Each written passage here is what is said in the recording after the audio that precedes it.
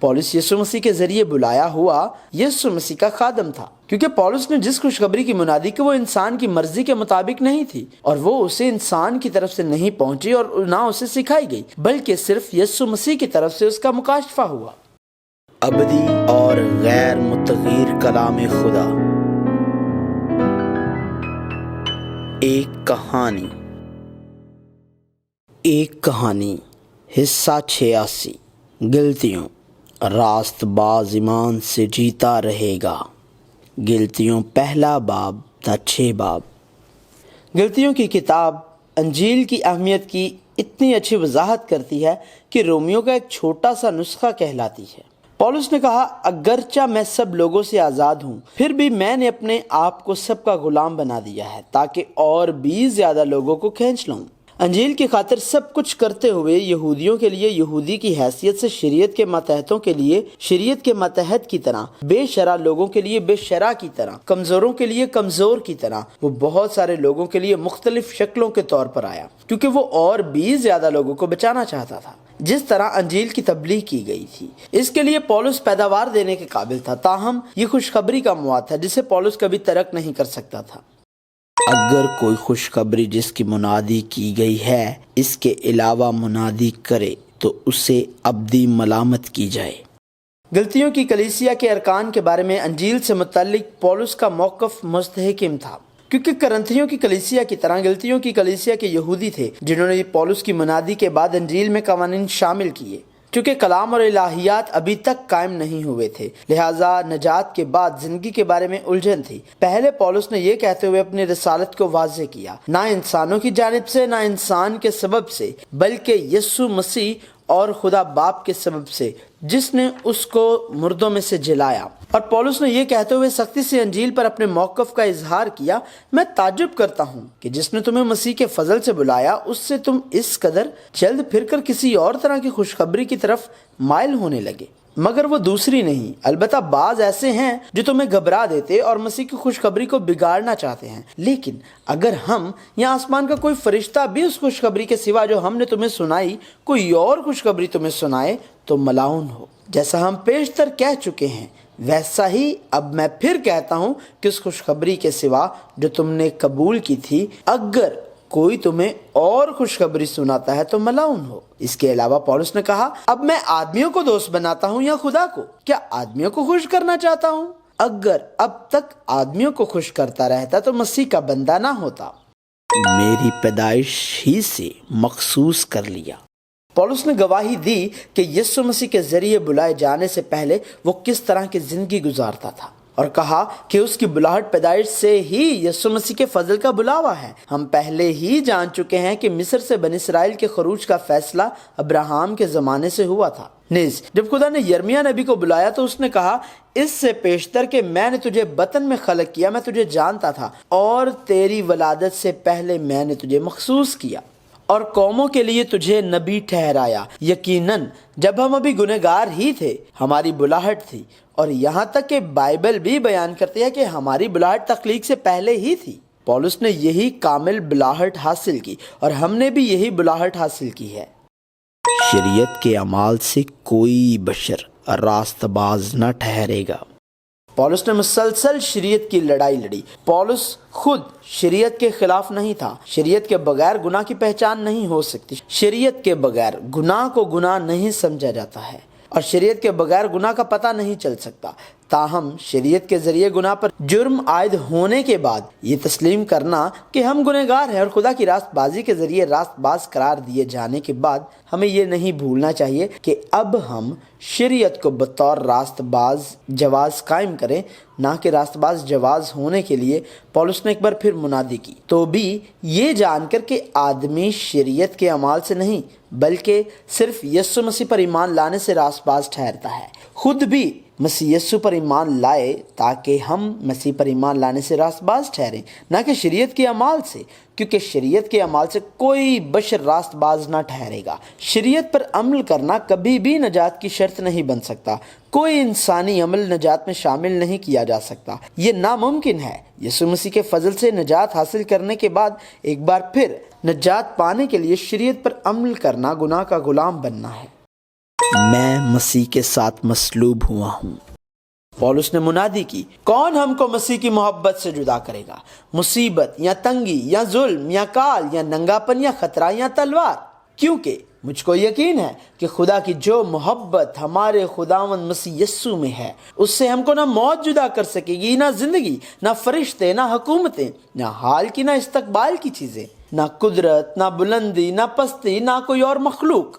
خدا کی محبت سے جدا ہونے کی ناقابلیت کا مطلب ہے نجات سے جدا ہونے کی ناقابلیت۔ یہاں تک کہ اگر ہم ایمان کے ذریعے خدا کے فضل سے نجات حاصل کرنے کے بعد بھی کوئی گناہ کرتے ہیں تو بھی اس فعل کے گناہ سے خدا کی محبت سے علیحدہ نہیں ہو سکتے، کیونکہ ہمارے تمام ماضی، حال اور مستقبل کو صلیب پر مصلوب کیا گیا، جس نے ابدی کفارہ پورا کیا۔ یہ یسوع مسیح خدا کے بیٹے پر ایمان کے ساتھ زندہ رہنا ہے، جس نے مجھ سے پیار کیا اور میرے لیے، جو اب بھی ایک جسم ہے اور اس دنیا میں ایک گنہگار کے طور پر جسم میں رہتا ہے، اپنے آپ کو دیا۔ چونکہ ہم شریعت کے مطابق شریعت کے عمل کے ذریعے راست باز نہیں ہوئے، لہٰذا ہم خدا کے ہمیں دیے گئے فضل کو ختم نہیں کر سکتے ہیں۔ اگر نجات پانے اور نجات کھونے کا انحصار ہمارے اعمال پر ہوتا تو پھر مسیح کا مرنا بیکار ہے۔ راست باز ایمان سے جیتا رہے گا۔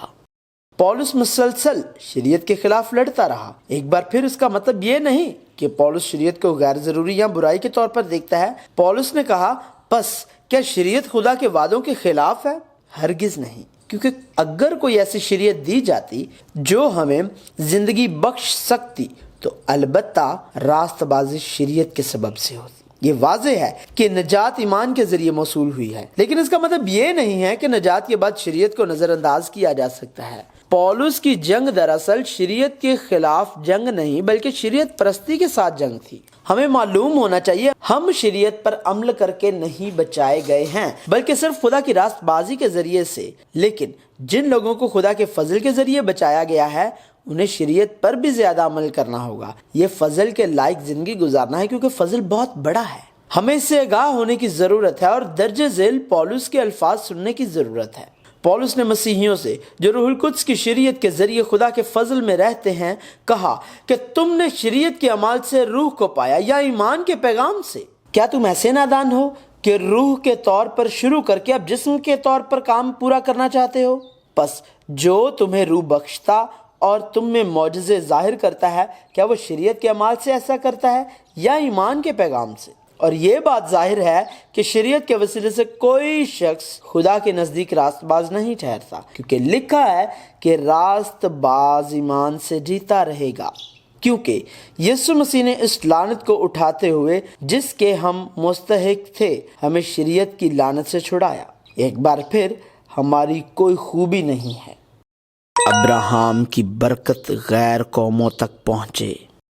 بائبل میں برکت دنیا کی برکت نہیں ہے۔ خدا کے بڑے فضل سے بعض اوقات خدا اپنے لوگوں کو دنیا کی چیزوں کا مزہ چکھا سکتا ہے، لیکن وہ چیزیں خدا کے لوگوں کے لیے خدا کی بلاہٹ کی حتمی وجہ نہیں ہیں اور نہ ہی آخری مقصد ہیں۔ بائبل بتاتے ہیں کہ وہ برکت جو ابراہیم کے ساتھ شروع ہوتی ہے وہ برکت جو غیر قوموں میں آئی اور ایمان کے ذریعے ہمیں روح کے وعدہ سے حاصل ہوئی۔ یسوع مسیح ابراہیم کے بیٹے کے وسیلے سے خوشخبری ہے۔ بائبل بیان کرتے ہیں کہ کتاب مقدس نے پیشتر سے یہ جان کر کہ خدا غیر قوموں کو ایمان سے راست باز ٹھہرائے گا، پہلے ہی سے ابراہیم کو یہ خوشخبری سنا دی کہ تیرے باعث سب قومیں برکت پائیں گی۔ پس جو ایمان والے ہیں وہ ایماندار ابراہیم کے ساتھ برکت پاتے ہیں۔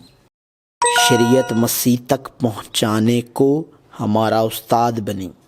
پولس نے شریعت کے کردار کو مسیح تک پہنچانے کو ہمارا استاد بننے کے طور پر بیان کیا۔ پولس نے اسے بالکل ایسے ہی دیکھا۔ شریعت کبھی بھی گنہگاروں کے لیے یسوع مسیح کی صلیب کے کام سے نجات کا کام نہیں کر سکتی ہے۔ تاہم ہم شریعت کی رہنمائی کے بغیر یسوع مسیح کے پاس نہیں جا سکتے۔ یہ شریعت سے پہلے ہے کہ ہم گنہگار پائے جاتے ہیں۔ یہ شریعت سے پہلے ہے کہ ہماری ناممکنات کو ظاہر کیا جاتا ہے۔ جب ہمیں یہ معلوم ہوتا ہے کہ ہمیں ایک نجات دہندہ کی ضرورت ہے تو ہمیں پتہ چل جاتا ہے کہ نہ تو ہماری پوری کوشش، نہ ہی ہماری بہترین کاوشیں، نہ عقیدت شریعت کی ضروریات کو پوری کر سکتی ہیں۔ وہ کہانی پرانا عہد نامہ ہے، لہٰذا ایمان آنے کے بعد ہم شریعت کے ماتحت نہیں ہیں، کیونکہ ایمان کے ذریعے ہم یسوع مسیح میں خدا کے فرزند بن گئے اور جتنوں نے مسیح میں شامل ہونے کا بپتسمہ لیا مسیح کو پہن لیا۔ لہٰذا ہم شریعت پر انحصار نہیں کریں گے بلکہ شریعت کے ساتھ چلنے کی زندگی بسر کریں گے۔ شریعت کے ماتحتوں کو مول لے کر چھڑا لے اور ہم کو لے پالک ہونے کا درجہ ملے۔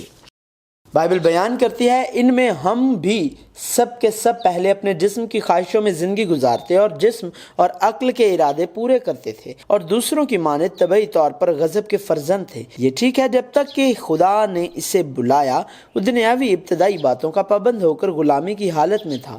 سوچنا، سیکھنا، تجربہ کرنا اور پہچاننا ہی سب کچھ تھا اور ہم نے انہیں پورے دل، عقل، طاقت اور عقیدت سے پکڑنے کی کوشش کی اور ہم ان کا تعاقب کرتے رہے۔ تاہم خدا کے وقت میں خدا نے اپنے بیٹے کو شریعت کے ماتحتوں کو چھڑانے کے لیے بھیجا تاکہ ہم کو لے پالک ہونے کا درجہ ملے، اور اب فرزندوں کی حیثیت سے روح القدس کے ذریعے ہم خدا کو ابا، باپ کہنے کے قابل ہیں۔ لہٰذا ہمیں دنیا، شریعت اور ان کی جو خدا نہیں ہے غلام کے طور پر مزید خدمت نہیں کرنی چاہیے۔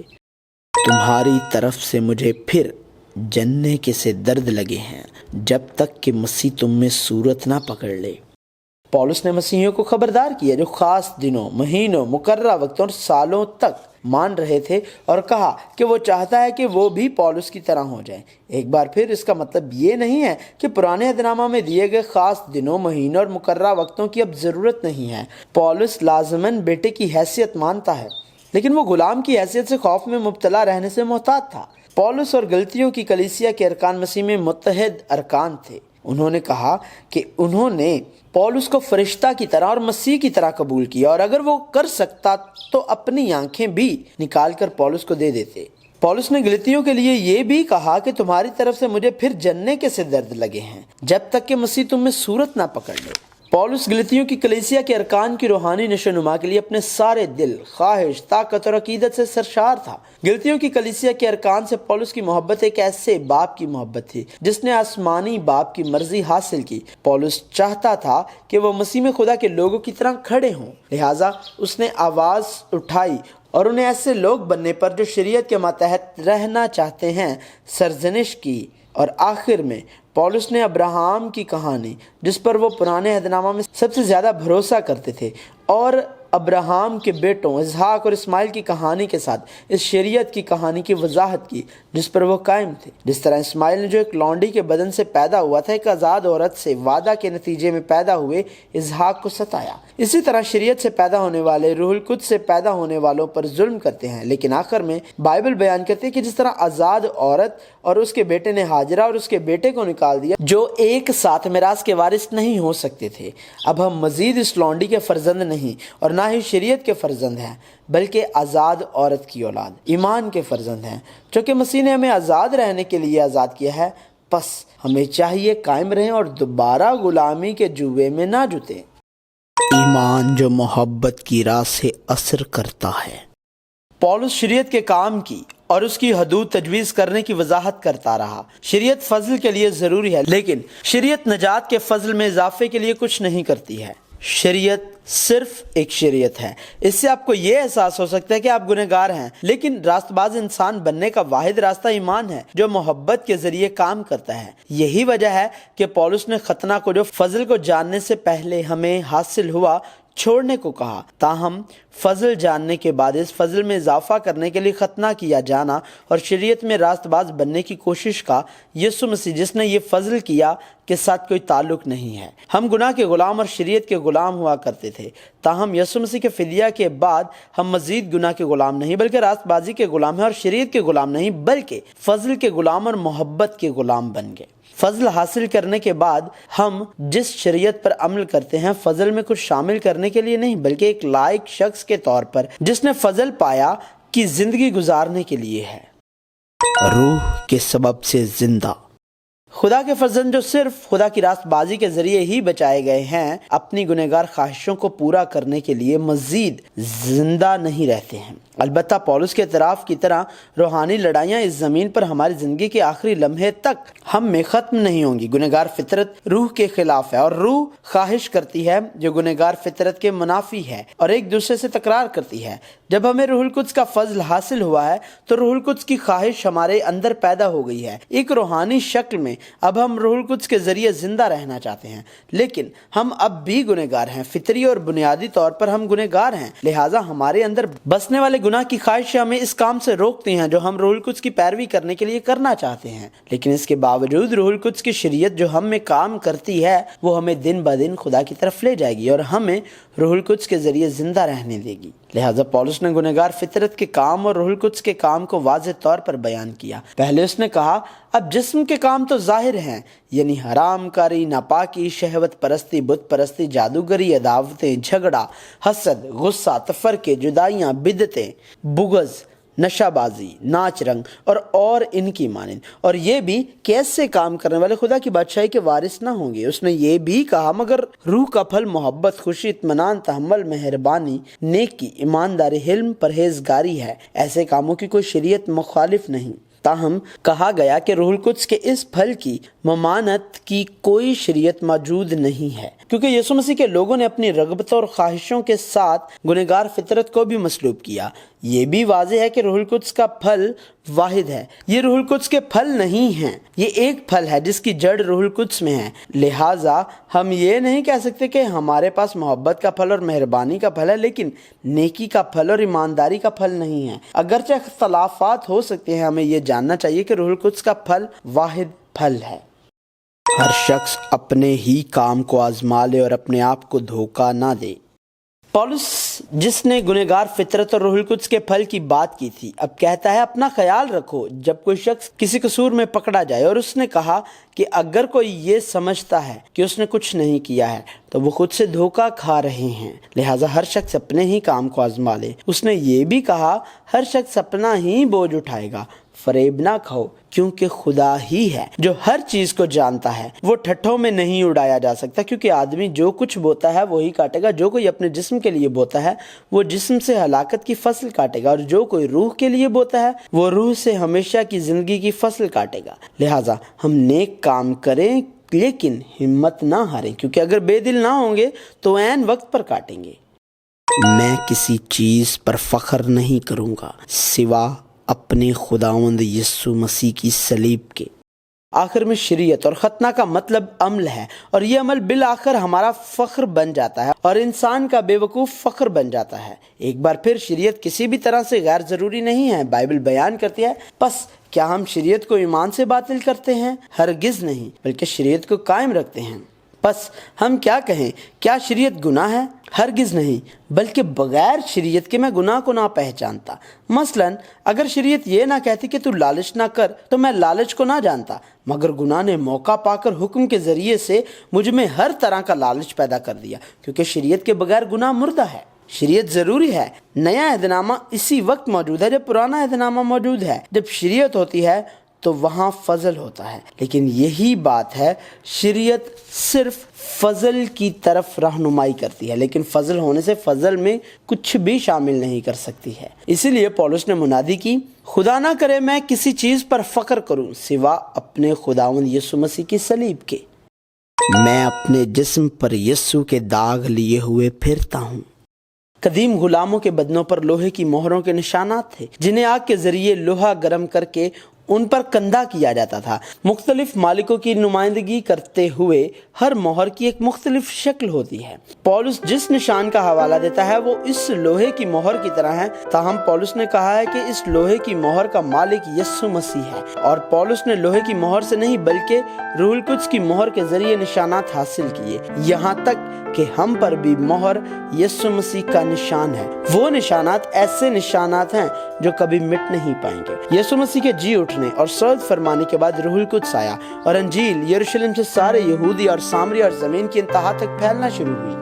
اس کے علاوہ کلیسیاں قائم ہوئی اور ایماندار اور مسیحی بڑھ گئے، تاہم کلیسیا کے ابتدائی دور میں انجیل کی وضاحت کرنے اور اسے زندگی پر لاگو کرنے میں وقت درکار تھا۔ خدا نے اس خدمت کے لیے رسولوں کا استعمال کیا، اور خاص طور پر پولس رسول کے ذریعے خدا نے انہیں ایک ایک کر کے قائم کیا۔ لہٰذا رومیو سے شروع کرتے ہوئے اب غلطیوں سے آگے جا کر نئے عہدنامہ کے خطوط میں خوشخبری ان لوگوں کی زندگی کی جنہوں نے اسے قبول کر لیا وضاحت جاری ہے۔ انجیل کی یہی کہانی اور اس خوشخبری اور یسوع مسیح سے لطف اندوز زندگی کی کہانی جاری ہے۔